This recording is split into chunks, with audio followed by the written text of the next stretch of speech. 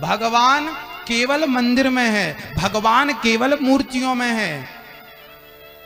आपके भीतर भगवान नहीं है, आपके भीतर भगवान नहीं है, केवल मंदिर में है, केवल मूर्ति में है, ये गलत है।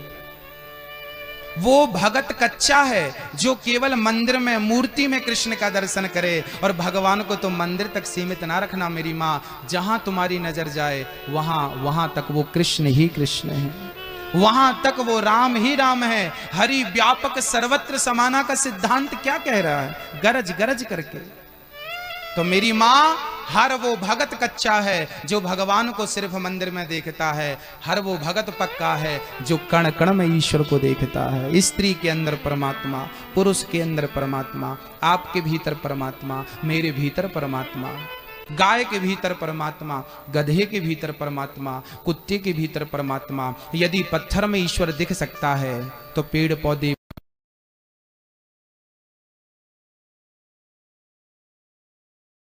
अब नामदेव जी पक गए। जब गुरु मिला, 27 बार भगवान का दर्शन करने के बाद भी कोई कच्चा रह सकता है क्या?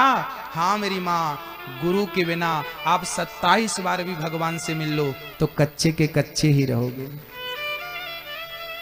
इसलिए जीवन में गुरु की आवश्यकता होती है, क्योंकि गुरु आपको पका देता है। पक्के घड़े में ही पानी ठहरता है।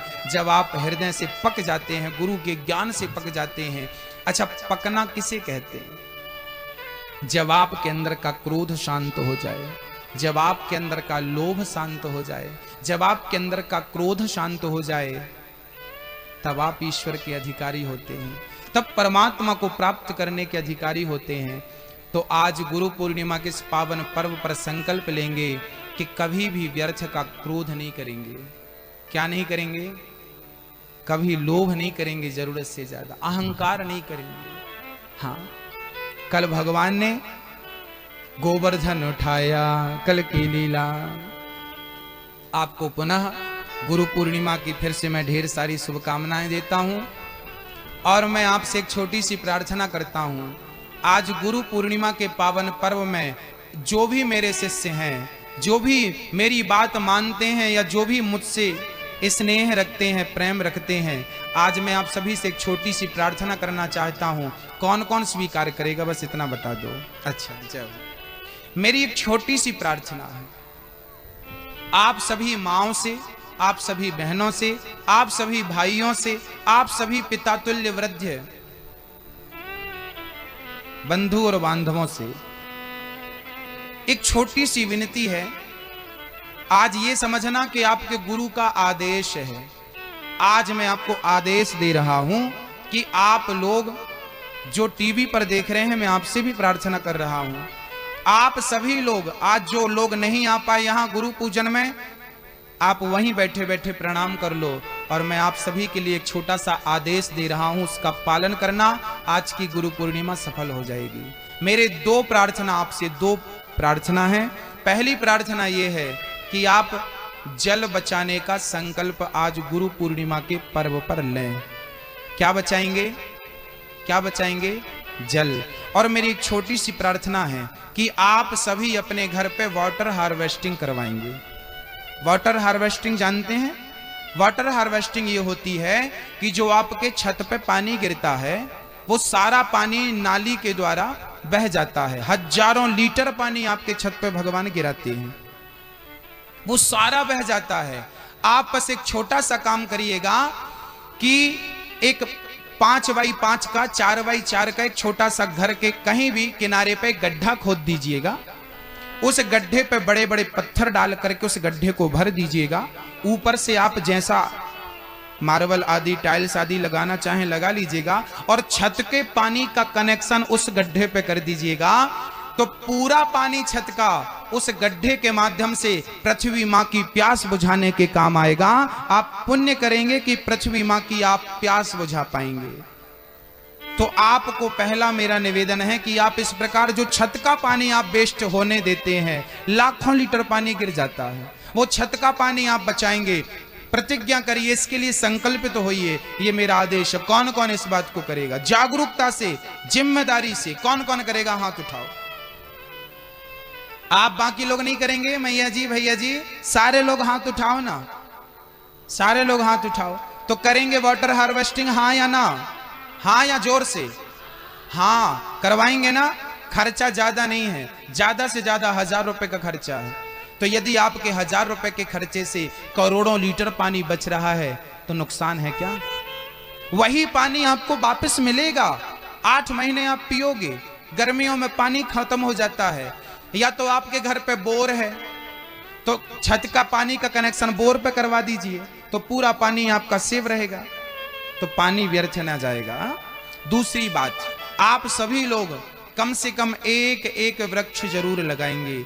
ऑक्सीजन प्रकृति से लेते हैं भाई, जितना आप ले रहे हैं कम से कम प्रकृति को वापस करें, प्रकृति के ऋणी तो ना बने। तो आप वृक्ष भी लगाएंगे, पीपल लगाएंगे। पीपल ही एक ऐसा वृक्ष है जो 24 घंटे ऑक्सीजन देता है। दिन में भी ऑक्सीजन देता है, रात को भी ऑक्सीजन देता है। पहले के लोग गाय ज्यादा पालते थे, क्योंकि गाय ही एक ऐसी माँ है जो ऑक्सीजन ही लेती है और ऑक्सीजन ही छोड़ती है। पता है गाय के बारे में? गाय ऑक्सीजन ही लेती है, ऑक्सीजन, आप ऑक्सीजन लेते हैं और कार्बन डाइऑक्साइड छोड़ते हैं। आप प्रकृति को प्रदूषित करते हैं, लेकिन गाय प्रकृति को प्रदूषित नहीं करती, वो ऑक्सीजन ही लेती है और देती है। इसलिए अब मैं कहूं कि आप गाय पालो तो बहुत अच्छी बात है, वरना वृक्ष जरूर लगाओ। कौन कौन एक वृक्ष लगाएगा? एक ही लगाना, 10 ना लगाना, पर एक ही लगा के पूरी परवरिश करना और उसे बड़ा करने की जिम्मेदारी आपकी। कौन कौन लगाएगा वृक्ष? हाथ उठाओ। इस गुरु पूर्णिमा एक वृक्ष लगाएंगे। कौन कौन लगाएगा? हाँ, लगाएंगे मेरी माँ। कौन सा पेड़ लगाएंगे? यदि आपके घर पे सामने पार्क है, गार्डन है, तो पीपल का पेड़ लगाइए, वट वृक्ष लगाइए, त्रिवेणी लगाइए, आंवला लगाइए। नहीं तो अपने घर पे अशोक का वृक्ष लगाइए। अशोक तो वास्तु के हिसाब से भी उत्तम होता। घर पे तो अशोक का वृक्ष होना चाहिए। उसके घर में कोई शोक नहीं होता जिसके घर में अशोक का वृक्ष होता है। इसलिए अशोक का वृक्ष तो घर में होना चाहिए। अशोक का वृक्ष तो हर घर में होना चाहिए। वास्तु शास्त्र कहता है जिस घर में अशोक नहीं हो उस घर में शोक ही शोक है, परेशानी ही परेशानी। हाँ, तो अशोक का वृक्ष होना आवश्यक है। बाकी आप समझदार हैं, अधिक से अधिक वृक्ष लगाने के लिए लोगों को, समाज को प्रेरित करें, जल बचाने के लिए प्रेरित करें। आपसे यही मेरी प्रार्थना है। बोलिए भक्तवत्सल भगवान। भगवान, कल गोवर्धन की लीला हमने सुनी, आइए सुनते हैं अब। भगवान ने रास रचाया। भगवान पिता रात्रि शरदोत्फुल्ल मल्लिका वीक्षरन्तुं मनश्चक्रे योग मायामुपाश्रितः।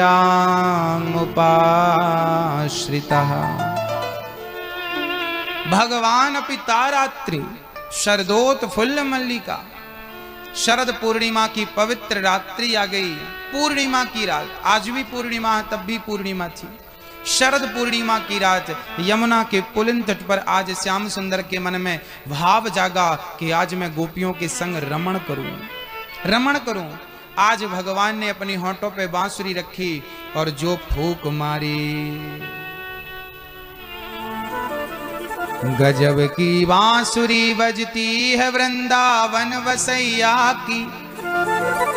करूं तारीफ मुरली की या मुरली के बजैया की।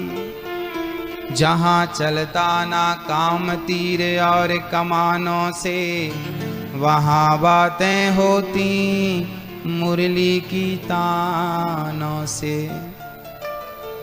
सुंदर सी बांसुरी आज गोविंद ने अपने अधरों पे रख के जो बजाई भक्तों, सारी गोपियां काम कर रही थी। देखिए, आज गोपियों ने भगवान को भुला दिया। आज गोपियां काम कर रही थी, काम में व्यस्त थी, और काम करती हुई वो ईश्वर को याद कर रही थी। जब तुम काम करते समय भी भगवान को याद रखोगी तो वो कभी न कभी तुम्हें याद करेगा। आज गोपियां अपने काम में ही मस्त थी, तभी भगवान ने गोपियों को पुकार लगा दी। गोपियों, ललिता, विशाखा, चित्रा, इंदुलेखा, चंपकलता, रंग देवी, तुंग विद्या, सुदेवी, आओ आओ तुम्हारा कृष्ण तुम्हें पुकार रहा है। और जो बांसुरी बजी, एक सखी तो गाय दोह रही थी, बर्तन वही है, दूध वही है, और जैसी हालत थी वैसी ही हालत में गोपी दौड़ पड़ी, कृष्ण की वंशी सुनाई पड़ी, छोड़ दिया सारा काम, कृष्ण से मिलने के लिए चल पड़ी। भक्तों, भगवान उसी को मिलता है जो भगवान को महत्व देता है। काम और श्याम, या तो काम को महत्व दो या तो श्याम को महत्व दो। काम को महत्व दोगे तो काम ही काम मिलेगा, काम कभी पूरा नहीं होगा। इसलिए थोड़ा सा समय सबको निकाल करके, काम को स्थगित करके, छोड़ करके, और उस काम के समय में भी भगवान को, कृष्ण को याद करते रहना चाहिए। यही आपकी भक्ति की सार्थकता है। गोपियां काम करती, एक सखी कंधे गोबर थाप रही थी, ओपले उसी क्षण बंसी सुनाई पड़ी, हाथ में गोबर था, साफ नहीं किया, उसी हाल में कृष्ण से मिलने के लिए चल पड़ी। कृष्ण से मिलने की उत्कंठा कितनी होती है भक्तों। एक बात बताऊं, भगवान उसी को मिलता है जिसके अंदर उसे पाने की ललक होती, लालसा होती, उत्कंठा होती। आपके भीतर यदि उत्कंठा नहीं है तो वो क्यों मिलेगा भाई? और जितनी उत्कंठा आपके अंदर होगी उतने जल्दी कृष्ण आपसे मिल जाएंगे। भगवान के मिलने में देर बिल्कुल नहीं है। उत्कंठा तो हो, प्रहलाद जैसा विश्वास हो, मीरा जैसी भक्ति हो, और माता सबरी जैसा इंतजार हो, तो मिलने राम नहीं आएंगे? मेरी मां, कमी हमारे अंदर है। वो खड़ा हुआ देख रहा है, हमें देख रहा है, हम ही हैं कि उसे भूल जाते हैं, हम ही हैं भूल जाते हैं। एक छोटी सी चिड़िया दाना लाकर अपने बच्चों को खिलाती थी। एक दिन बच्चा बोला, मां आज तू मत जा, आज दाना लेने मैं जाऊंगा। तो चिड़िया का छोटा सा बच्चा बोला मैं जाऊंगा। मां बोली ठीक, तू चला जा।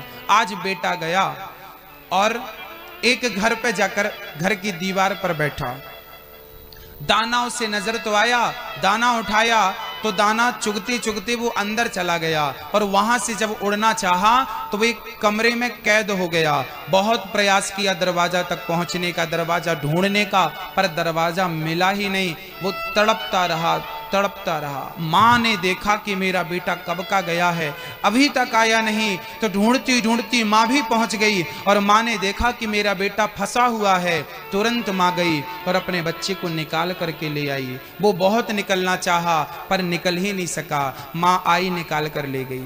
बस सच्चाई यही है कि हम ही वो चिड़िया के बच्चे हैं जो संसार में आकर मार्ग ही भूल गए, और ऐसे भटके कि आज तक भटक ही रहे हैं। और जब तक मेरी मां नहीं आएगी, अर्थात त्वमेव माता च पिता त्वमेव, मेरा कृष्ण ही मेरी मां है, जब तक वो खुद नहीं आएगी तब तक हम भटकते हुए प्राणी को रास्ता नहीं मिलेगा, दरवाजा नहीं मिलेगा। वो स्वयं आएंगे और हमें उठाकर ले जाएंगे, तब तो हम पहुंच पाएंगे। नहीं, हमें तो पता ही नहीं कि हमें जाना कहां है।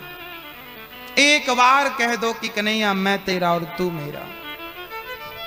हम सभी भगवान से वंचित क्यों रह गए, दूर क्यों हो गए? क्योंकि हमने भगवान को महत्व ही नहीं दिया। एक छोटी सी बात आपसे कहता हूं, आप कंपेयर करना अपने आप से। एक राजा था, उस राजा ने भगवान की बहुत भक्ति की। एक दिन भगवान प्रसन्न हो गए, भगवान से कहा, राजा से भगवान ने कहा, बेटा मैं प्रसन्न हूं राजन, आपने बड़ी अच्छी भक्ति की, बोलो क्या चाहते हो, मुझसे क्या चाहते हो? राजा बोले, प्रभु आपसे मेरी यही विनती प्रार्थना है कि मेरे सारे भक्तों को, गांव वालों को, वो बड़े पतित हैं, वो आपके दर तक नहीं पहुंच सकते, वो आपको जानते मानते नहीं हैं। आप मेरे गांव के तमाम भक्तों को दर्शन देकर कृतार्थ कर दो। भगवान बोले कि भक्ति आपने की है और दर्शन सबको दिलाना चाहते हो, पर तुम्हारी भक्ति अच्छी सच्ची है, मैं सबको दूंगा। एक काम करना, आज शाम को सबको लेकर आना। राजा चले, गांव में डिंडोरा पीटा, भाई भगवान दर्शन देने को तैयार हैं, चलो। बच्चों से लेके बूढ़े तक भगवान से मिलने चल पड़े। अब फ्री में जिसे मिल रहे हो भगवान तो कौन छोड़ेगा। सारे बच्चे बूढ़े, गांव के स्त्री पुरुष सारे राजा के पीछे ढोल नगाड़े लेके कीर्तन करते करते चल पड़े। जैसे ही वो जंगल में पहुंचे, वहां मंदिर था, जंगल में पहुंचे तो पैसों का ढेर लगा नजर आ गया। अब गांव वालों ने पहली बार इतना पैसा देखा, पागल हो गए, चढ़ गए ढेर पर, समेटने लगे पैसा। राजा बोले आगे भगवान है, मत समेटो पैसे, भगवान मिलेंगे। बोले नाना हमारे पास बहुत कमी है पैसों की, हम नहीं छोड़ सकते। चढ़े रहे पैसों के ढेर पे। कुछ समझदार थे, बुद्धिजीवी थे, उतर गए। बोले नाना हम भगवान को प्राप्त करके लौटेंगे। आगे 100-200 कदम बढ़ाया तो आगे सोने का ढेर लगा था। जो पैसे से उतरे वो सोने के ढेर पर चढ़ गए, सोना समेटने लगे। राजा ने विनती करी, भाई आगे भगवान है, मत समेटो, आगे भगवान है, वापसी में तुमको ये सोना मिलेगा, ले लेना। पर विश्वास नहीं था कि वापसी में मिलेगा कि नहीं। वो उतरे ही नहीं, पर कुछ समझदार बुद्धिजीवी 2-4 उतर गए, ना ना हम भगवान को पाएंगे, भगवान बहुत अनमोल है। उतरे, 100-200 कदम बढ़ाया तो हीरों का ढेर लगा था, बड़ी बड़ी मणियां थी। आहा हा, अब पैसा छोड़ा, सोना छोड़ा, पर वो मणि छूटी नहीं। वो 4 लोग जो उतर कर चले थे वो भी चढ़ गए। राजा गिड़गिड़ाता रहा, भगवान है मिल लो। गांव वाले बोलने लगे, काम करना भगवान से कहना वो कल मिले, आज हम ज्यादा बिजी हैं। राजा वापस चले गए। गए तो भगवान खड़े थे, इंतजार कर रहे थे। अरे आपने तो कहा था सारे गांव वालों को लाएंगे, गांव वाले कहाँ हैं? राजा रोने लगे, प्रभु निकले तो सब थे आप तक पहुंचने के लिए, रास्ते में उलझ गए। सच्चाई यही है भक्तों कि हम ही वो लोग हैं जो सबके सब निकले थे ईश्वर को पाने के लिए, पर हम ही तो वो लोग हैं जो पैसा, सोना, चांदी, हीरा मोती में उलझ गए। अपने दिल में हाथ रखकर बताओ, क्या आप पैसों में नहीं उलझे? क्या सोना चांदी हीरा मोती में हम लोग नहीं उलझे? यदि हम इसको छोड़ दें तो भगवान तो आज मिल जाएं, पर ये छूटता नहीं है, वो मिलता नहीं है। ये छूटेगा तो उसे प्राप्त करना दुर्लभ नहीं है, कठिन नहीं है। मेरी माँ, संसार का त्याग करना कठिन है, मोह और माया का त्याग करना कठिन है, ईश्वर को प्राप्त करना कठिन नहीं है। ये छूटे तो वो प्राप्त हो।